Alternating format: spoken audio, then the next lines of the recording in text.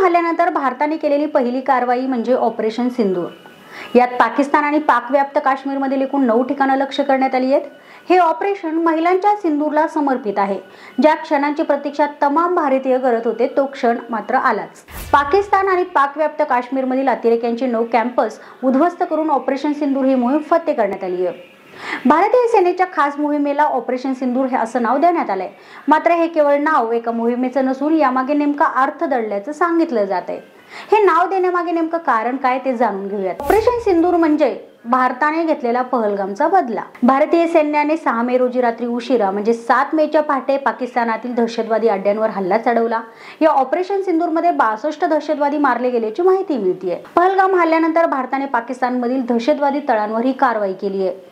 1971च्या युद्धानंतर भारताने पहिल्यांदाच पाकिस्तान विरुद्ध ऑपरेशनमध्ये लष्कर, नौदल आणि हवाई दल असा संयुक्त हल्ला केलाय। भारताने हल्ला केलेली दहशतवादी ठिकाणं कुठली आहेत ते पाहूयात।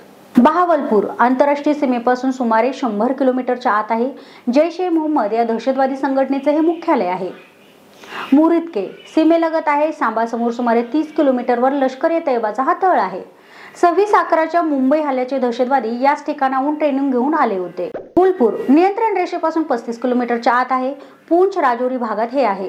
20 एप्रिल 2023 रोजी पूंछमधील हल्ला आणि जून 24 रोजी यात्रेकरूंच्या बसवरील हल्ल्याची मुळे मात्र इथंच होती। बर्नाळा कॅम्प नियंत्रण रेषेपासून 10 किलोमीटरच्या आत राजौरी समोर हे आहे।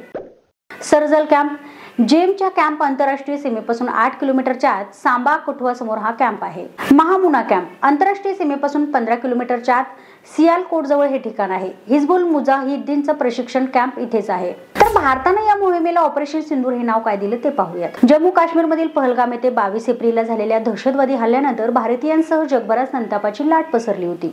या दहशतवाद्यांनी केलेल्या भ्याड हल्ल्यात 25 भारतीय आणि एका नेपाळी नागरिकाचा मृत्यू झाला होता। मात्र या भ्याड हल्ल्यातील सर्वात भयावह गोष्ट म्हणजे दहशतवाद्यांनी सामान्य पर्यटकांना केलेलं लक्ष्य। सोबतच पर्यटकांना त्यांचा धर्म विचारून गोळी झाडली।